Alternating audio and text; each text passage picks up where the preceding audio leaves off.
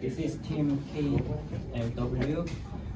Which algorithm did you use, and is there any special technique you used to make your driving safe and fast?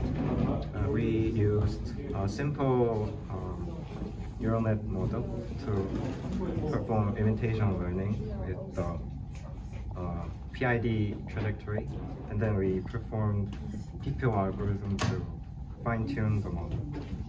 And we also added some noise during the training process so that it could perform better at real environments. Okay, thank you very much.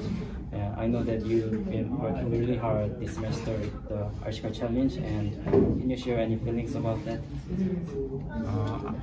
It was great to work with the teammates, and I think it was a very good experience to try our algorithm in the real environment with the real RC cars. So I think our PAs and professors about this. Thank you very much.